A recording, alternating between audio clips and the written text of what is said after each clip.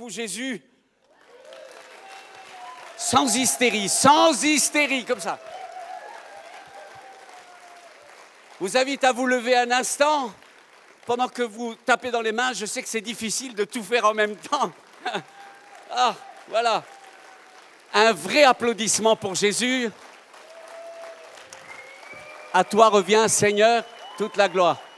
Mais qu'elle bosse bien, cette fille! Alléluia, je vous invite à vous asseoir.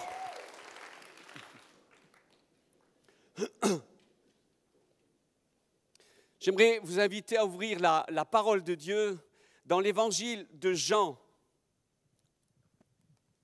au chapitre 2, à la fin.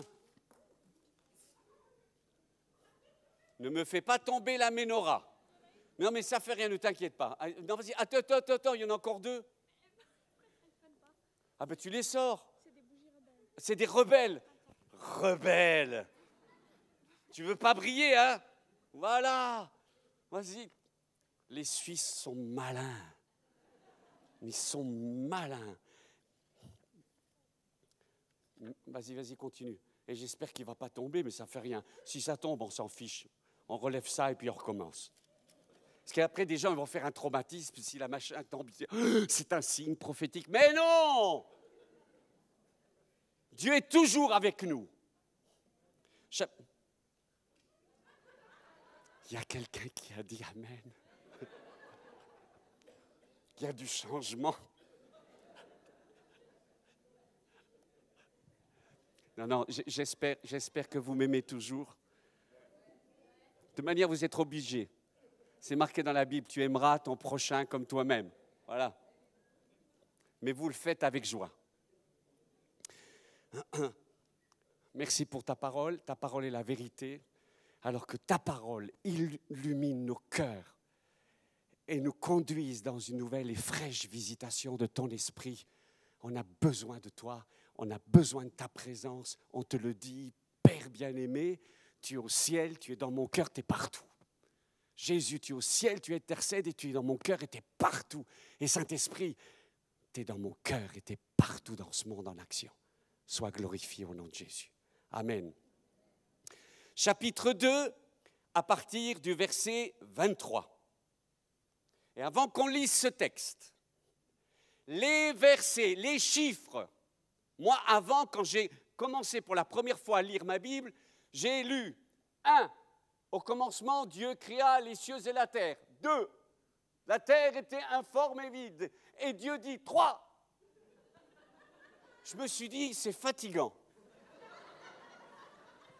Les chiffres, les numéros, les chapitres, c'est les hommes qui ont inventé ça.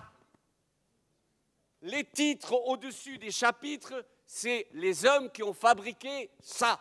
C'est humain, mais c'est bien. Hein, c'est surtout parce que comme ça, on peut retrouver. Si je venais avec 14 rouleaux et tout le monde avec des rouleaux, je dis dans le 12e rouleau, et tout le monde, machin, on s'en sortirait plus. On perdrait déjà 5 minutes pour trouver le passage. Donc les chiffres, ça a été inventé pour nous aider, mais c'est inventé. Et malheureusement, quand on commence à lire le chapitre 3, eh ben on lit le chapitre 3. Mais moi, je vais vous dire un secret. C'est qu'il faut commencer à lire avant pour comprendre le chapter 3, le chapitre 3. Verset 23. Comme il était à Jérusalem durant la fête de la Pâque, beaucoup crurent en son nom à la vue des signes qu'il faisait. Mais Jésus, lui, ne se fiait pas à eux parce qu'il les connaissait tous et qu'il n'avait pas besoin d'un témoignage sur l'homme car lui-même connaissait ce qu'il y avait dans l'homme. Or, il y avait parmi les pharisiens un homme du nom de Nicodème, un notable des Juifs. Je m'arrête. C'est déjà trop. Ce Nicodème, il devait traîner à Jérusalem. Ce Nicodème, il était là quand il a vu Jésus faire des miracles. Ce Nicodème, il a été touché à la vue des signes, verset 23 du chapitre 2. Mais Jésus, lui, il était malin parce qu'il voit plus que l'apparence, il voit le cœur. Or, il y avait parmi les pharisiens, verset 1, un homme du nom de Nicodème, un notable des Juifs. Il vint de nuit trouver Jésus et lui dit, « Rabbi ». Je suis né en Algérie. J'ai vécu toute mon enfance là-bas. Rabbi. Nous le savons, tu viens de la part de Dieu, comme un rabbi. Personne ne peut faire les signes que tu fais si Dieu n'est avec lui, rabbi. Écoutez bien, ce garçon-là, puis je suis sûr qu'il avait peut-être un certain âge, mais le Nicodème, comme on dit en Lorraine, le Nicodème, d'abord il lui dit, tu es un docteur qui vient de Dieu. Il lui dit, personne ne peut faire des miracles comme toi. Et il lui dit, Dieu, il est avec toi. Non mais il faut le faire. Mais c'est incroyable. 3 affirmations extraordinaires. Moi, celui-là, je le baptise tout de suite. Eh bien, Jésus me dirait, tu te plantes, Vincent. Parce que celui-là, il va encore en enfer.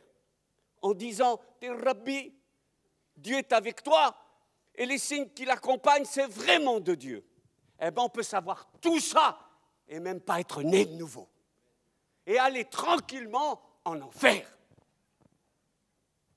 Et on peut aller se perdre.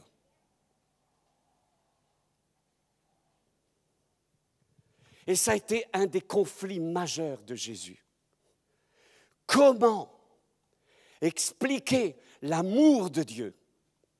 Comment partager l'amour de Dieu à des gens qui croient connaître Dieu, qui ont l'illusion et disent « mais je crois en Dieu ». Quand je me suis converti, ma mère, je dis « maman ». Vous savez, quand on est converti, on est à l'affût, on est... Le moindre païen, vous vous attaquez à celui-là, peu importe la taille, peu importe la connaissance que vous avez,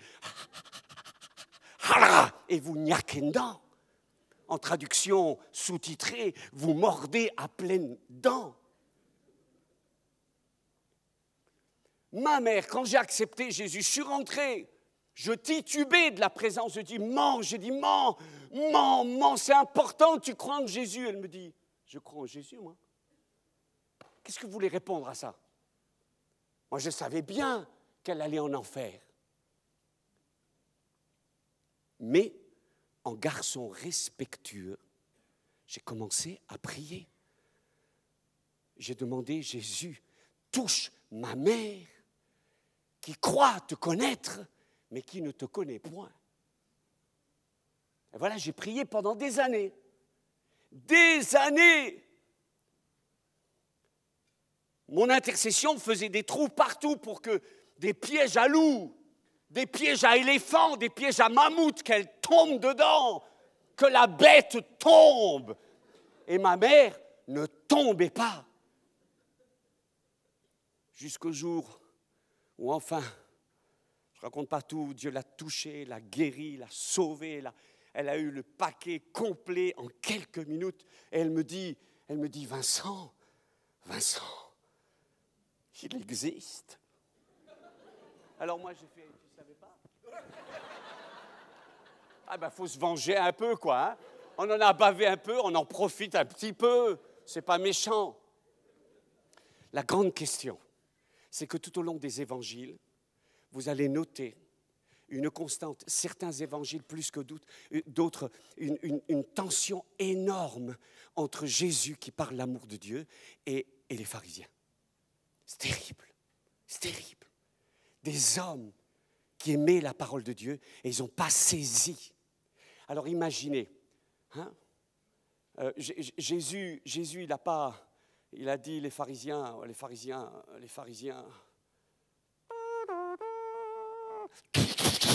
Voilà, un coup sur les pharisiens, puis c'est fini. Non, Jésus a usé d'une créativité extraordinaire pour partager l'amour de Dieu et partager l'amour du Père.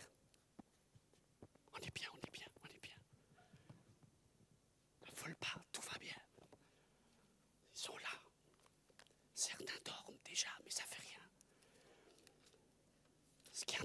c'est que sa parole. Alors je vous invite à ouvrir encore une fois votre Bible. Non, ne vous endormez pas, tout va bien, tout va bien. Il y a quelqu'un qui me regarde comme ça. Non, vous pouvez la prendre, ce n'était pas une plaisanterie, c'était vrai. Hein? Un chrétien, il a toujours sa Bible avec lui. Hein? Ah, ça fait du bien. Si vous n'avez pas de Bible, cherchez un chrétien. Parce que les chrétiens, ils ont des Bibles.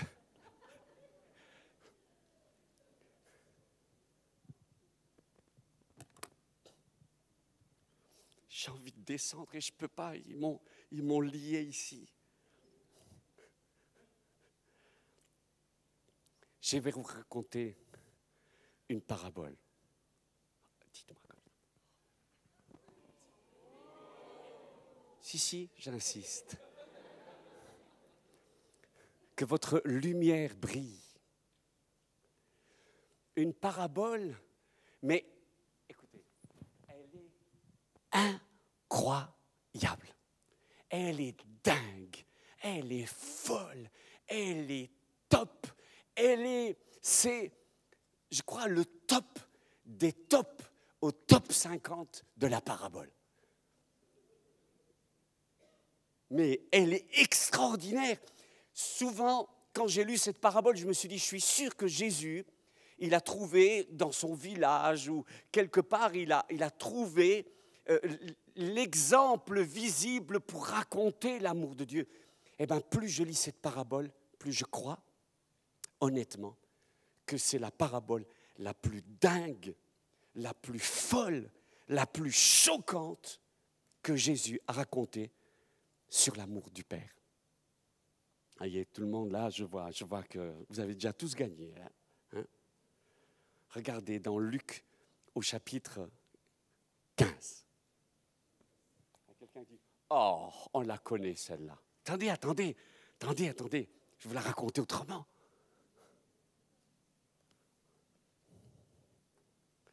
Oh.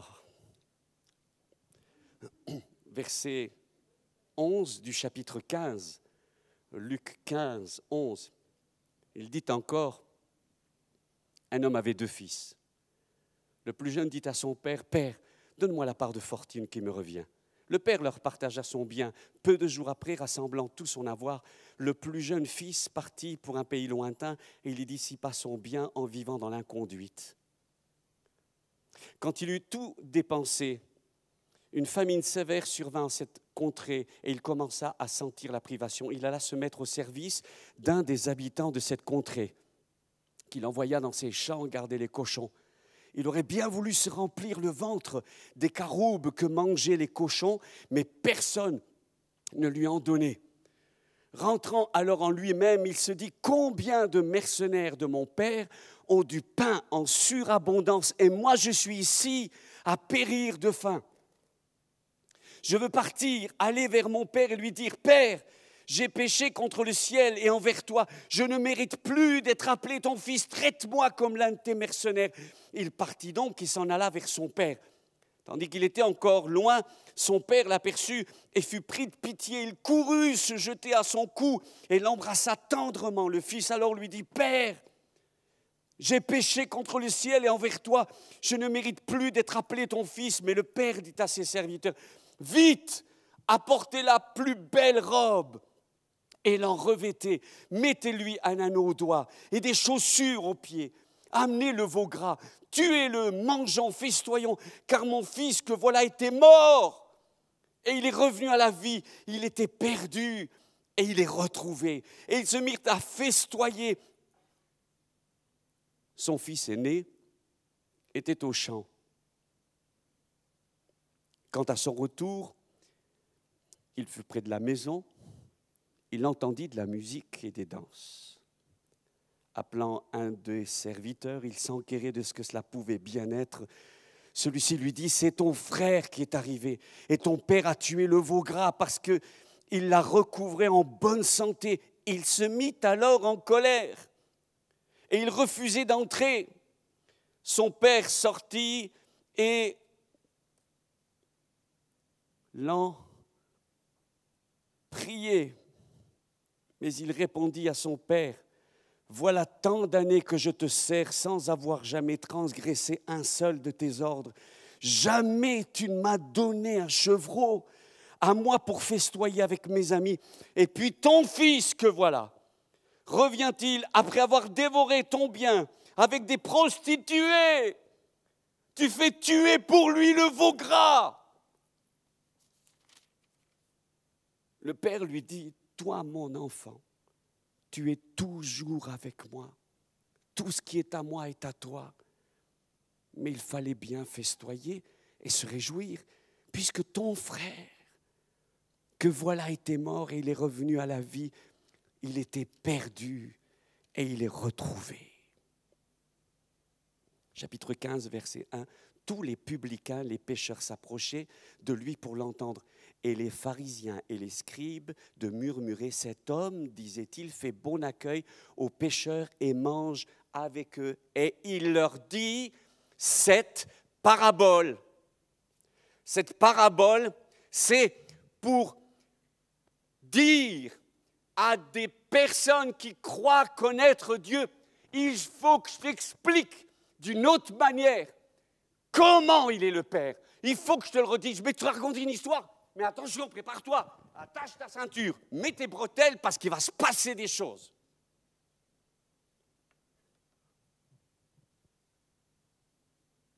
Tous, on a commencé comme des fils prodigues. Et tous, nous sommes en danger de finir comme les fils aînés. Dans Luc 15, nous assistons à cette tension. Quelle est la tension? Pourquoi Jésus est traité de Belzéboul? Pourquoi il est traité de Satan? Pourquoi il est traité de satanique? Pourquoi il est traité de diabolique? Franchement, écoutez bien. Souvent,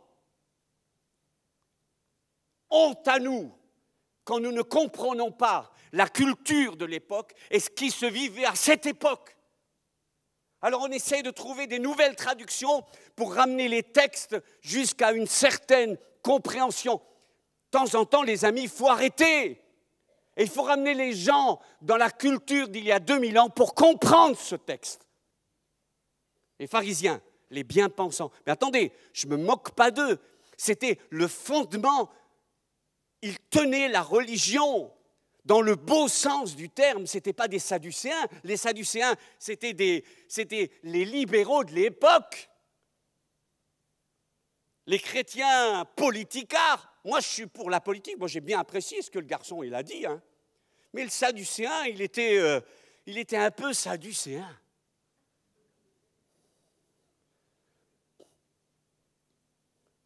Il voulait la foi. Il voulait la pureté. Le pharisien voulait la pureté. Mais voilà qu'en Israël, il y avait les collabos. Ce qu'on appelle le publicain. L'Empire romain demandait 10. Eux, ils en prélevaient 100. Les collabos de l'Empire romain, la sangsue, le vampire, la mafia. Et avec la mafia s'accompagnent ceux qui traînent autour de la mafia. Quand il y a des sous, il y a des prostituées. La lie. Et vous savez pourquoi on traitait Jésus de Belzébuth? Écoutez bien, pas à cause des miracles, pas à cause des résurrections. C'est parce qu'il se mélangeait. Il faisait du mélange. Mais t'es fou, qu'est-ce que tu fais? Ils sont en train de nous pourrir la nation. Qu'est-ce que tu fais? Tu manges avec des pécheurs. Et pour bien comprendre le contexte de cette histoire, c'est la parabole de la honte. Alors imaginez pendant un instant, Jésus il est là, il explique avec beaucoup d'amour, il veut atteindre le cœur. Et d'un autre côté, il y a les pharisiens. Les pharisiens et les autres qui murmurent. Donnez-moi un coup de main. Dites ensemble, avec cette douceur, murmure.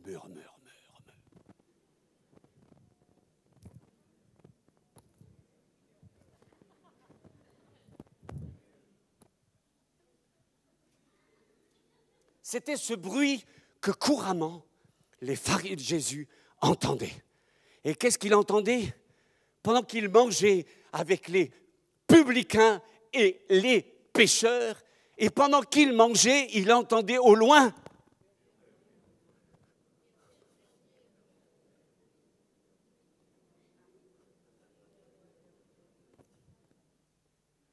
Alors imaginons à l'instant la scène. Jésus est là. Et les pharisiens, ils sont en train de murmurer.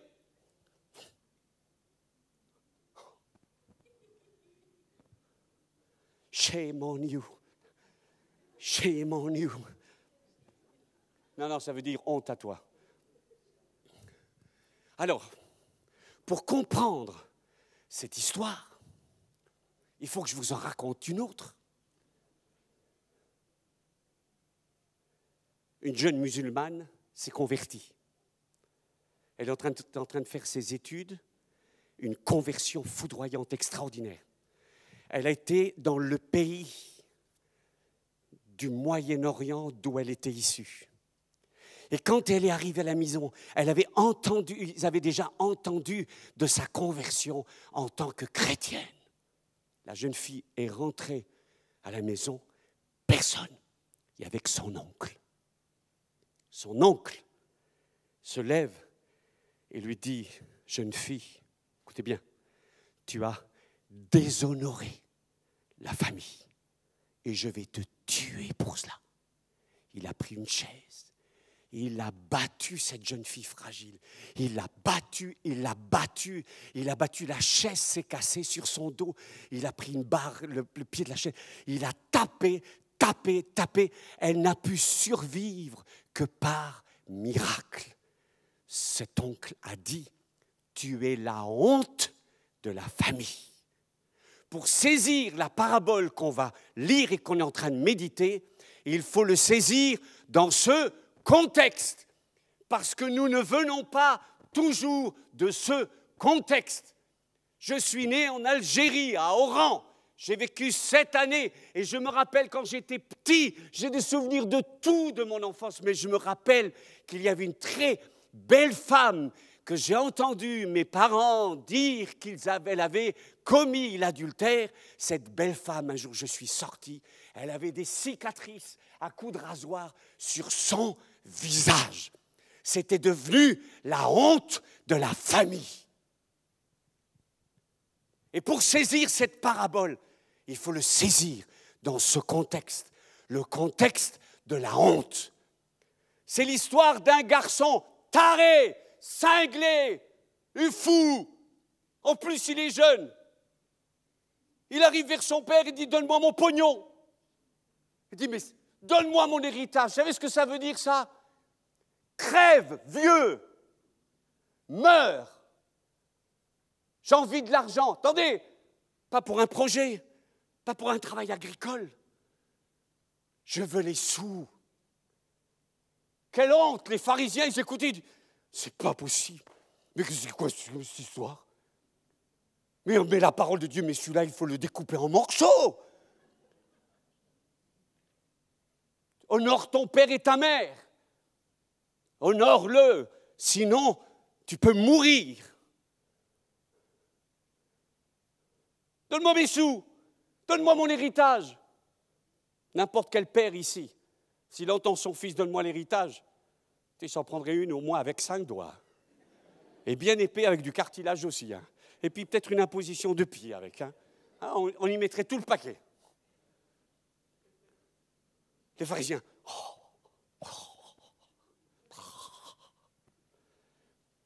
Mais le pire de l'histoire, c'est que Jésus continue l'histoire. Et le Père lui donna tout. Les pharisiens, c'est pas vrai. Mais quel père indigne, mais quelle honte. Sur notre village entier, il y a un gosse indigne et en plus à un père qui n'a pas d'autorité. Le texte dit, et le père rassembla les biens, lui donna, ou le garçon rassembla les biens. Attendez, s'il y a un paysan ici, il y en a peut-être un qui se cache. Il a peur qu'on lui demande l'héritage. Si un père, dans les jours qui viennent, doit donner l'argent en drinkle, en liquide, voilà, c'est ça, en cash. Vous savez ce qu'il va faire? Il va être obligé de vendre son troupeau ou une partie de son troupeau, parce que c'est 1 tiers pour le jeune, 2 tiers pour le grand, et le père, il a l'usufruit. Vous êtes d'accord avec moi? Ça veut dire que son bien, ses troupeaux, qu'il a mis des années, peut-être des générations, il va dévaluer son bien. Vous imaginez, au marché, je te ramène 1000 moutons, et les moutons, c'est du capital, hein, mais je dois avoir l'argent tout de suite. Attendez, il y a bien un commercial ici, il comprend la loi de l'offre et de la demande. Hein. Beaucoup d'offres, pas de demande, ça dévalorise un bien. Vous êtes toujours avec moi? Comment ça? Les pharisiens qui étaient près de leur sous-sous, ils faisaient... Quelle histoire horrible. Ils étaient en train de s'asphyxier, les gars. Jésus, il tape dans le mille. Que votre lumière brille. Il s'en va. La honte. Dans un autre pays. Et dans ce pays étranger, il dilapide ses biens. L'argent, oh le Suisse, c'est ça. Ah là, je suis en train de prêcher à des convaincus. Le Suisse sait, et le Français aussi. Il n'est pas aussi bête que vous n'en avez bien pensé. Le Suisse sait que l'argent, et spécialement liquide, c'est comme de l'eau. Ça coule comme de la cire. Vous en aviez et vous en avez plus.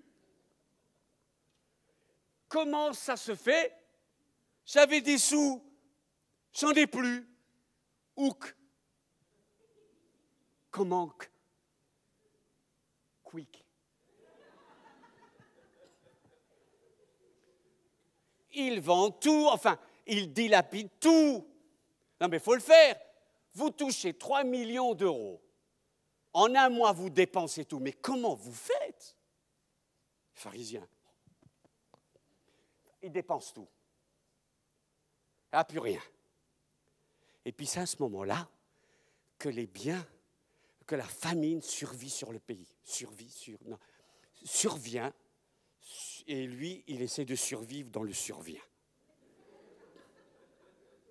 Alors, il eut faim. Les pharisiens, enfin. Ah, ils sentent déjà mieux. Ah, il y a de l'oxygène. Bien fait pour ça. Figure. Là, la pomme, elle l'a eu dans... Hein. Et, attendez, quand on a faim et quand on n'a plus rien, où on va? Je ne sais pas si quelqu'un ici a eu faim. Quand quelqu'un a faim, quand il n'y a plus rien à manger, le premier endroit, c'est on va aux poubelles. Et tu vas manger les poubelles de la poubelle.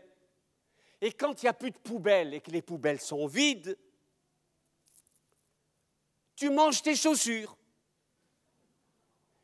Et quand tu n'as plus de chaussures, tu essayes d'attraper les bêtes qu'on n'aime pas.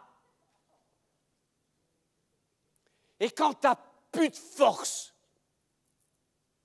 alors tu bouffes les tiens et tu manges tes enfants. C'est marqué dans la Bible qu'une femme s'est battue avec une autre femme au temps de la famine pour manger son enfant. Et le lendemain, il y a eu de la bagarre parce qu'on devait manger l'autre. Ça, c'est une famine. Il n'avait plus rien. Et les pharisiens disaient...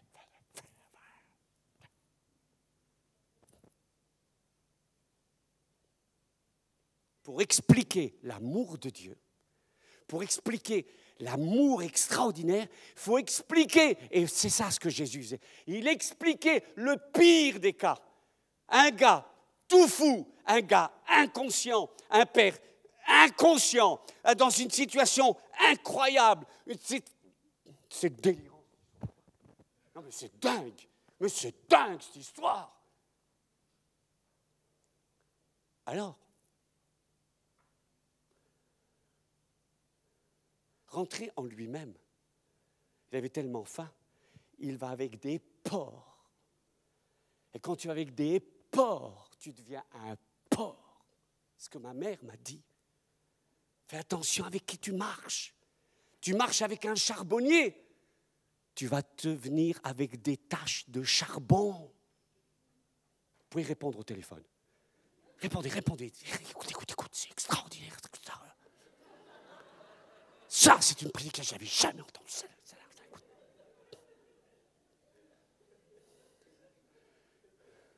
Il pue le porc au milieu des porcs. Il n'a plus rien à manger.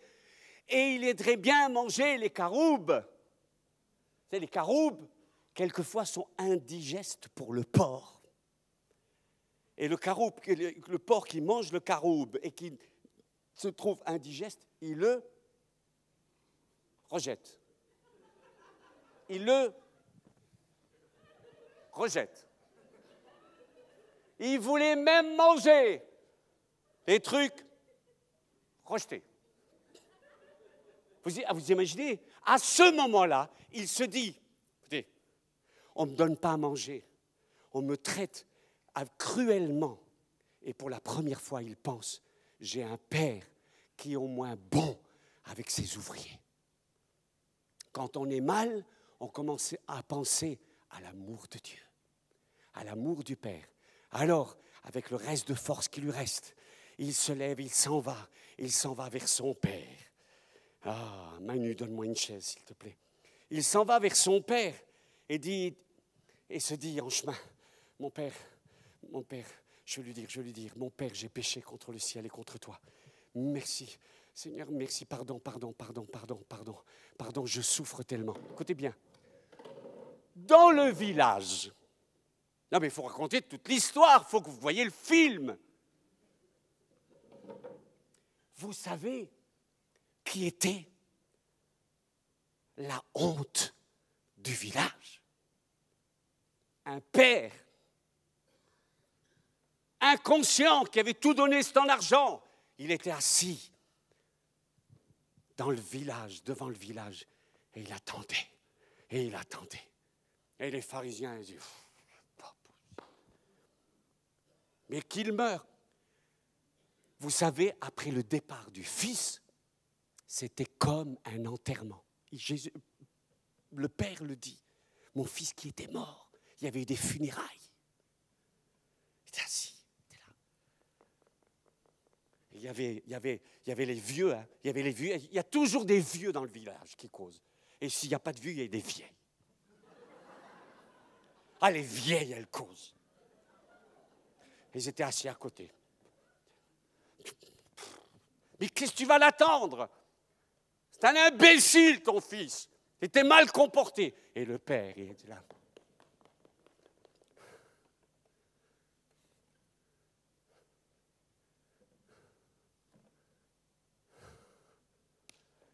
Il attendait.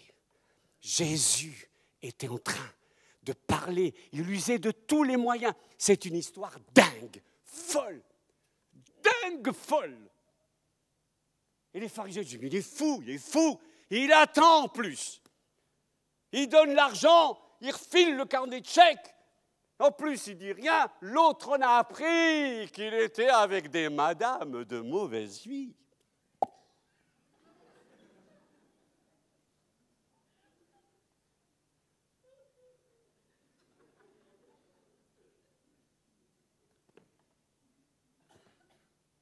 Mais qu'est-ce qu'il voit? Mais qu'est-ce qu'il voit? Il le voit, il n'y a qu'un père qui reconnaît son fils. Il n'y a qu'une mère. Même qu'il est moche, il pue, il est sale, il est morveux, et la morve, elle est sèche. pouilleux, il se gratte, il court, il pue le porc, du halouf. Je vous raconte pas tout, j'en aurai encore pour longtemps, et après ils vont tirer la main, je vais tomber dedans, les crocodiles, ils vont me manger. Il part en courant, il court. Un comportement indécent dans le monde moyen-oriental. Il court.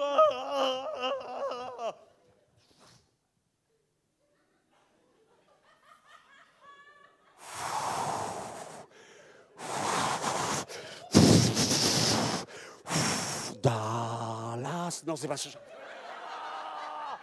soudain, il se jette sur son fils.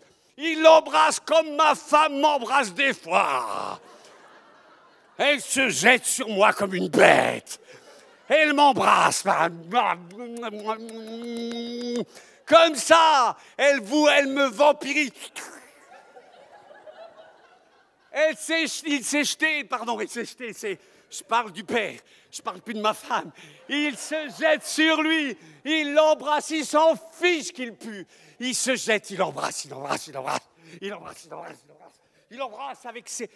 Non, mais ça c'est dans le film, c'est dans le 8e acte. Il l'embrasse son fils. Il était mort. Quand mon fils Manu, à l'âge de 19 ans, il s'est converti. J'ai dit, je t'aime, mon fils. Dans ce restaurant où il nous a confessé ses péchés, il pleurait, je pleurais, ma femme pleurait, on pleurait tous. On est arrivé dans le restaurant, on pleurait, ça chenoudelait. La serveuse arrive, elle dit, je vois que vous êtes occupé. Elle est repartie. Ah, j'ai attendu. Quand notre fils revient,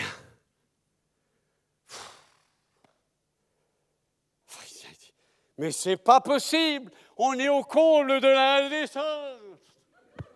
Mais quelle honte! Franchement, ils étaient moches tellement qu'ils étaient bêtes. Attendez, c'est pas fini. C'est là que commence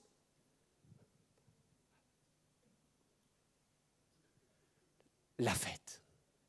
Si vous regardez dans Luc, chapitre 15, il y a 3 fêtes. La fête d'une femme qui avait perdu une petite pièce, la fête d'un berger qui avait perdu un montant, c'est la fête d'un père qui avait perdu ses fils. La fête. Au ciel, il y a quelqu'un qui m'a dit au ciel, oh ça va être vraiment long l'éternité. Il faut celui-là, il n'a aucune révélation, il ne comprend rien. Au ciel, ça va être la fête. Quand tu vas arriver au ciel, un jour tu vas mourir, moi peut-être, je ne suis pas sûr. Tu vas arriver au ciel. Il va se dire, mince, je ne savais pas que c'était une disco. Ouais, une disco charismatico-évangélique. Ménonite.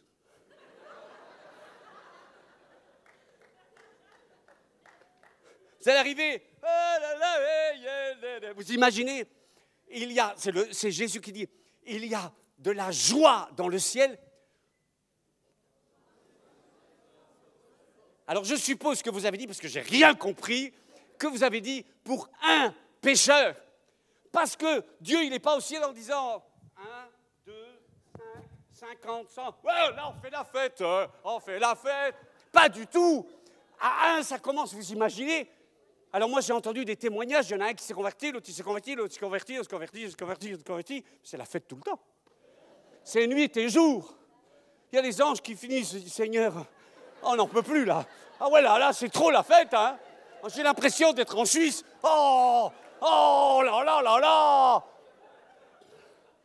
C'est la fête.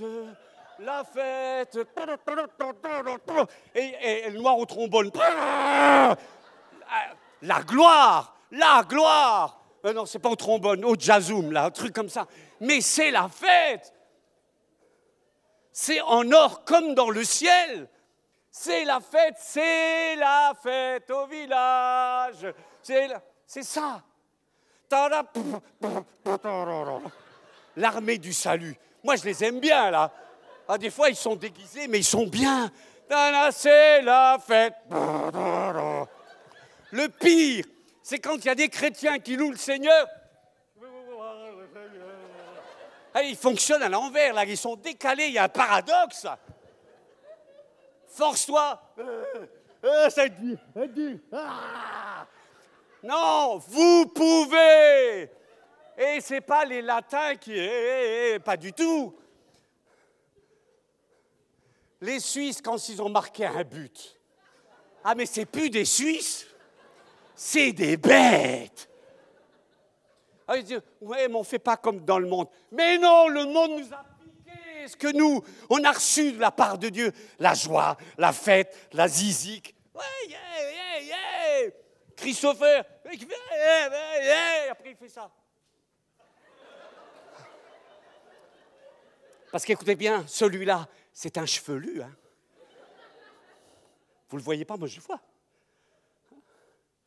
C'est... Ouais. C'est vrai. L'onction te fait pousser les cheveux, les gars. Hein. Alors là, il y a un chauve qui dit Amen, Amen, Amen. Eh oui, il y a de la bénédiction pour tout le monde.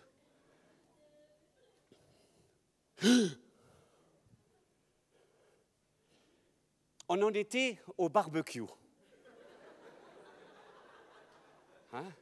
On était au barbecue que, d'ailleurs, le veau gras, souvent, c'est réservé pour le mariage du fils. Des pharisiens.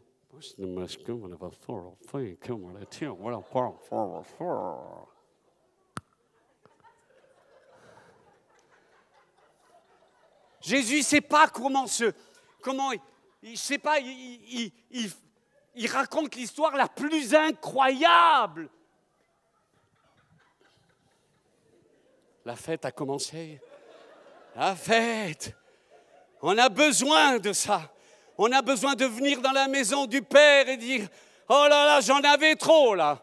Trop de soucis, trop d'angoisse, j'en peux plus. J'ai besoin de la joie du ciel. » Amen. Je sais que vous aimez tous vos belles-mères, mais c'est comme si Dieu vous disait « Aimez-la à la folie. » Et on répond « Ouais, ça c'est la fête, ça c'est la gloire. » Vous êtes toujours là? Oh. C'est pas bien quand il parle des belles-mères. Moi je les aime bien, les belles-mères. Rôti, barbecue, etc. Je les aime trop. Vous voulez que je continue encore? Il y a quelqu'un qui dit non. C'est bon, le CD, il finit, il n'en peut plus. 45 minutes, stop. On ne sait pas quand tu as commencé, on ne sait même pas quand tu vas finir. Le frère aîné, il rentre des champs. Et il arrive et il dit, oui. Comment? Qu'est-ce cette fête? On lui dit, ton frère qui était mort. Ton frère qui était mort. Ton frère qui était mort. Quack! Il est revenu. Ec! On fait la fête. Arc! La colère du frangin. Quand j'entends la colère du frère, j'entends la colère de Caïn. J'entends la colère d'Ésaü. J'entends la colère de Joseph, Saint Joseph, de l'Ancien Testament. Quand son père Jacob, il a compris, celui-là, il a compris, il était temps, quand il fait soudain comme ceci. Il y a quelqu'un qui dit, quoi?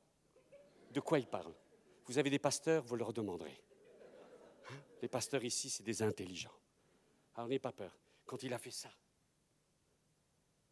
et que Joseph, il a dit, je ne suis pas content, c'est pas bien. Mais il a eu une colère.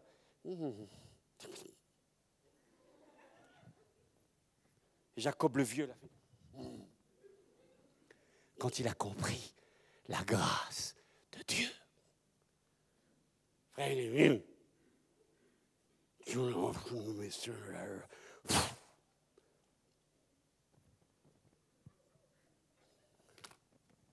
pourrais vous raconter encore et encore et encore. Mais il faut arrêter. Non, il faut arrêter. Non, il faut arrêter. Ah non! Bon, ben je continue.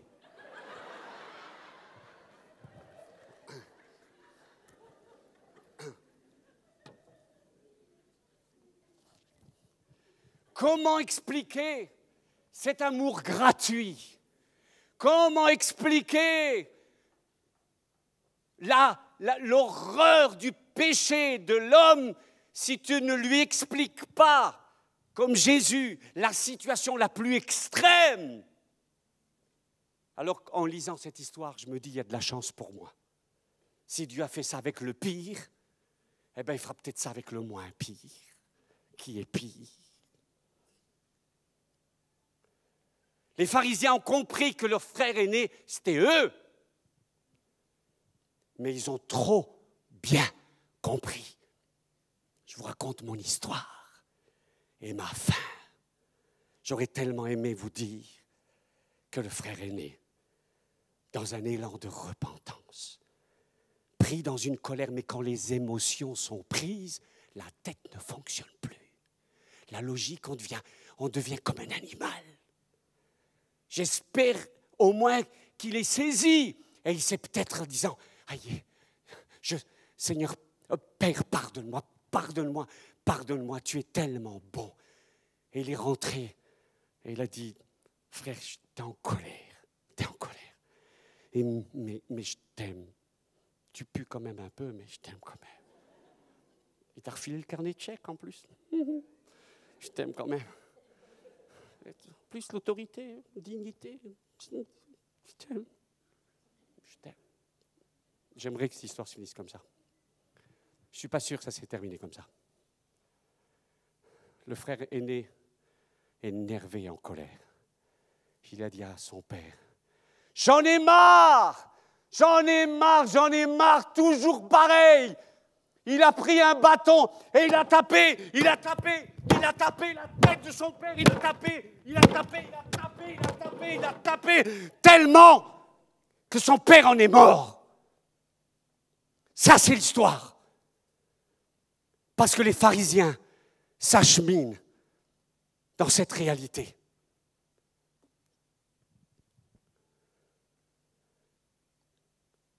Cette histoire, et derrière cette histoire, se profile l'assassinat de Jésus. L'assassinat de quelqu'un qui les aimait tellement.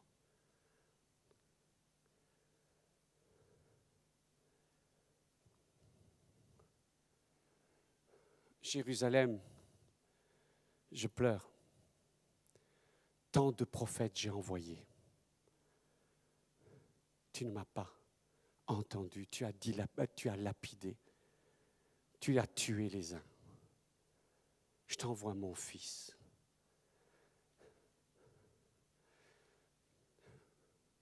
Cette lumière ne brille que pour un temps. Ta lumière ne brille que pour un temps.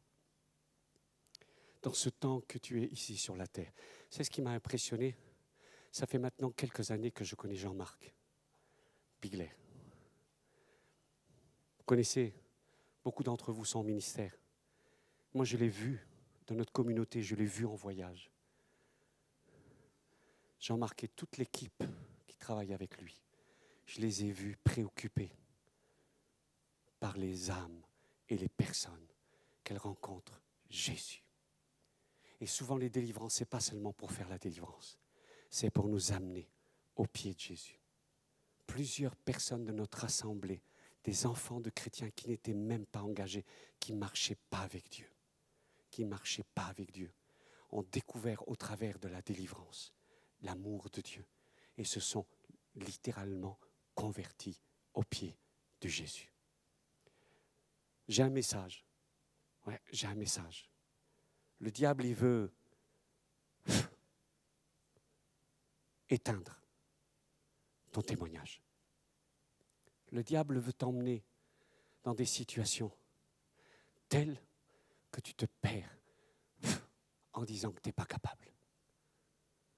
En disant que tu n'as pas de puissance. J'en ai pas non plus. C'est lui qui a la puissance.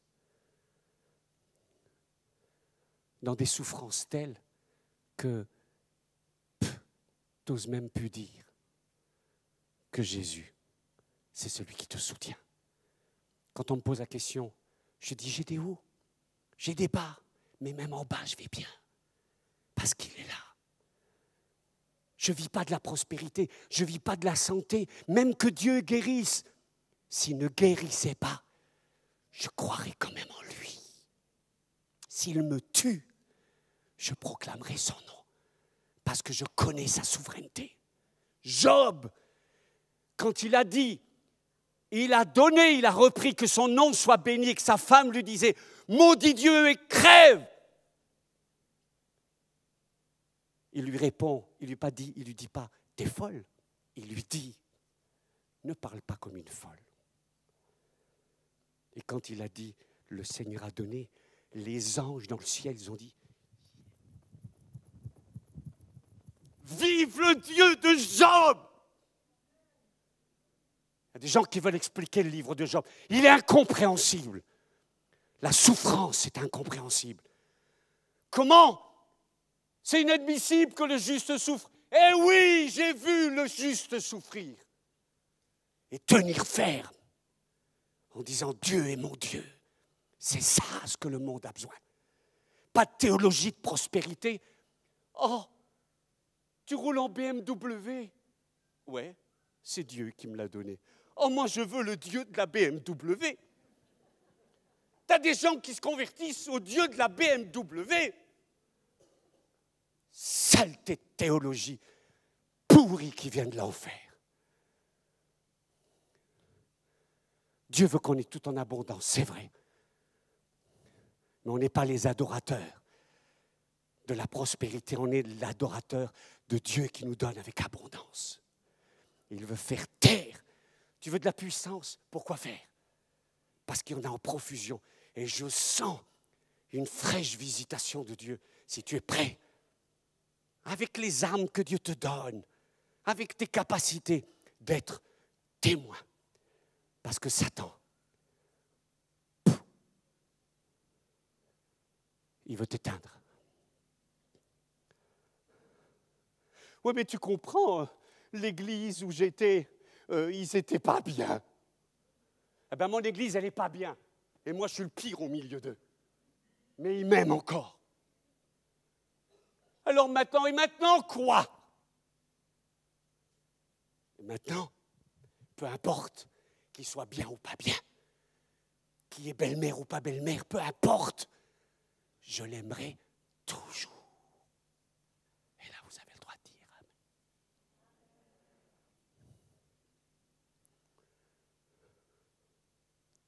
C'est à ce moment-là que le prédicateur demande que quelqu'un vienne jouer au piano pour adoucir un peu les mœurs.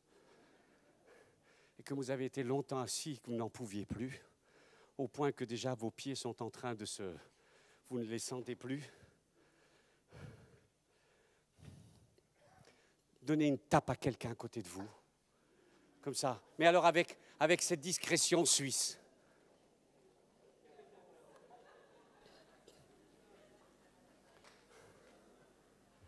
Je vous invite à vous lever.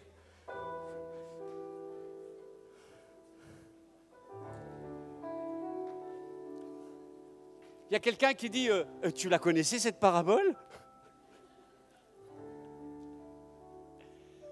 Bon. Et le CD est terminé, hein, c'est bon. Hein? Maintenant, je peux descendre, vous n'allez pas me fracasser. Hein. Non, parce qu'en plus, ils sont tous grands et forts à la sono, alors.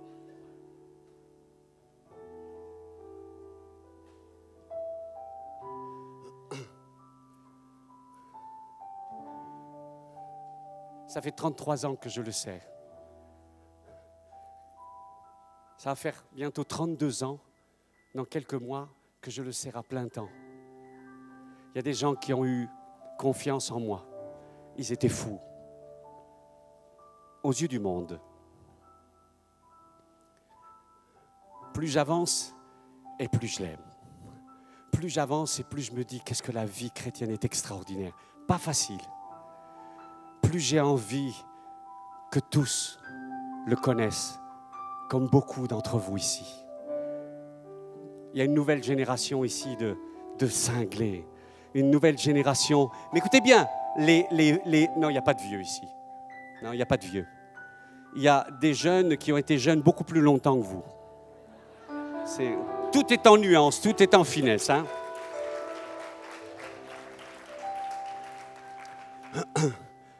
Et on tient debout. Et le bon bout, on tient debout.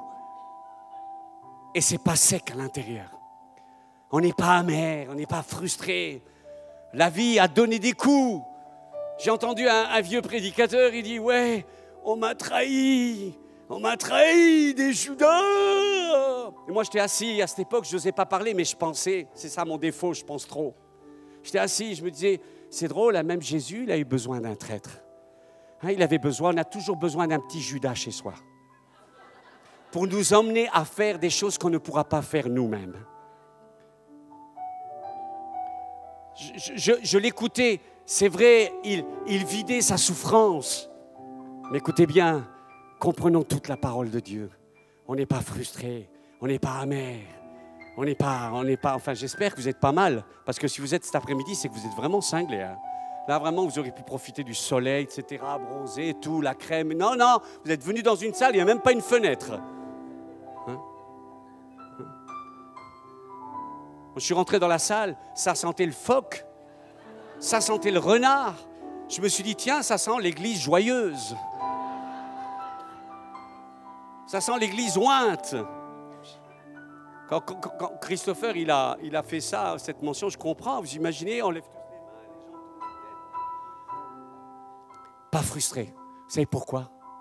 Parce qu'on marche toujours avec sa présence. Je n'ose même pas faire un appel. Qu'est-ce qu'il va encore?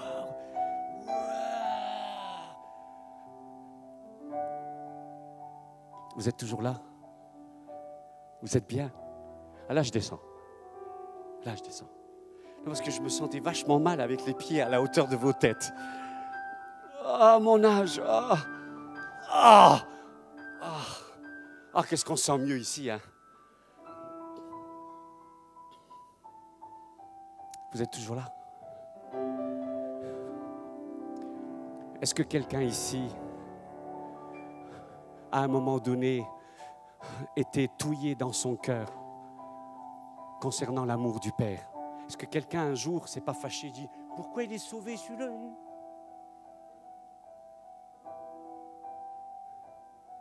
Est-ce que quelqu'un à un moment donné n'a pas flanché en disant « Père, est-ce que tu es aussi amour que ça » Est-ce qu'il y a un misérable ici qui peut lever la main en disant « Moi, voilà, une misérable est bien haut, elle a levé la main. » Tu lèves la main en disant « C'est vrai, des fois j'ai douté, des fois j'ai oublié. » Non, levez plus haut la main, plus haut, comme ça. Montrez la main. Regardez les misérables, regardez. Ne fermez pas les yeux. Hein. Ne fermez pas les yeux. Regardez-les. Tournez-vous en disant « Mon Dieu, lui aussi, c'est un misérable. »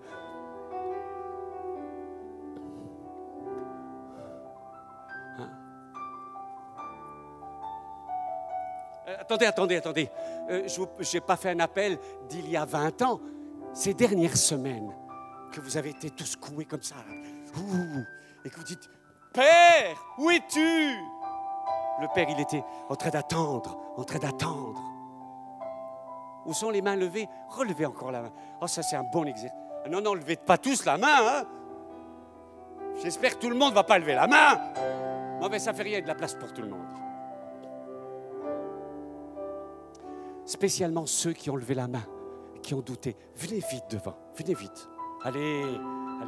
Non. Mais pas tous, hein, pas tous. Ceux qui ont levé la main comme ça. C'est pas possible. Non, pas lui. Non, pas elle. Oh! Et ils ont loué le Seigneur avec nous. Oh! Mais comment ils ont fait? Il y a de la place. Je vois dans l'esprit une onction qui est en train de couler. D'abord, cette onction, elle est pour vous. Toi qui as douté, qui te trouvais dans une situation à tel point que tu t'es éloigné. Eh bien, c'est pour toi. Dans l'esprit, je vois comme le Père qui est là. J'ai hâte de les voir. J'ai hâte. Écoutez bien, depuis longtemps, il attendait de vous donner son vêtement pour que tu puisses rentrer dans la maison, des chaussures pour que tu t'abîmes plus les pieds, de l'autorité. Un nouveau carnet de chèques, symbole de cette bague. Tu peux signer encore une fois. C'est ça. Et tous les amis, les bien-aimés qui ne se sont pas levés, soit ils étaient sourds, soit ils sont loin. Je vous invite à tendre votre main, simplement à fermer vos yeux.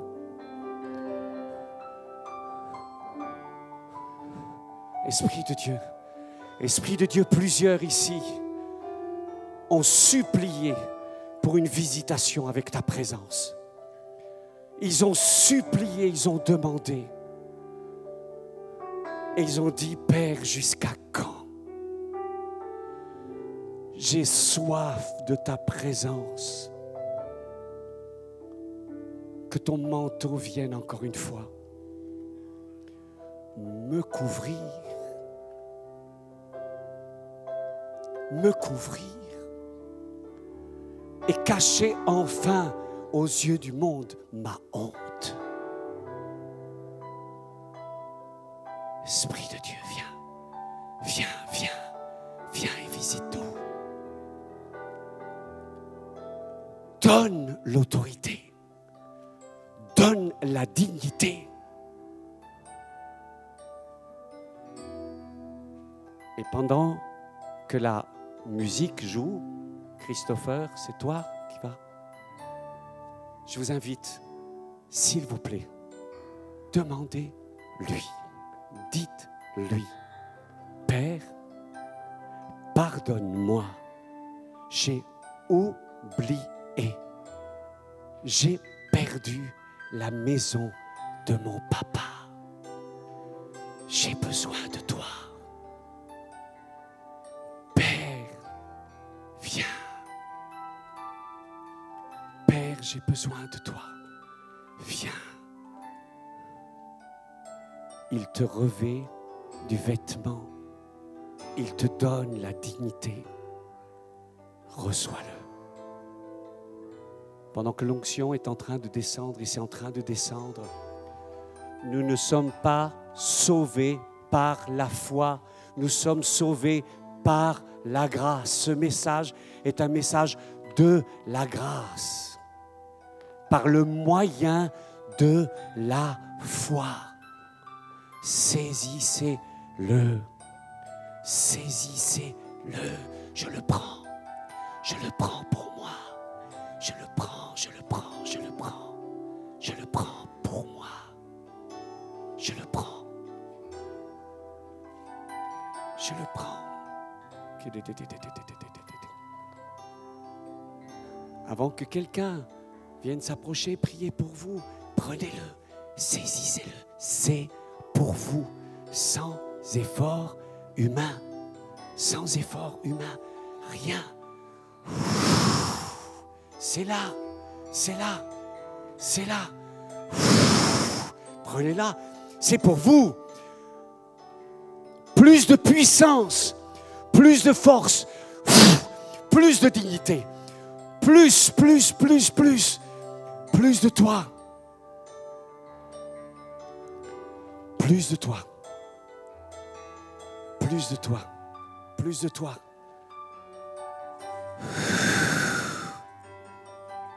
Plus de toi.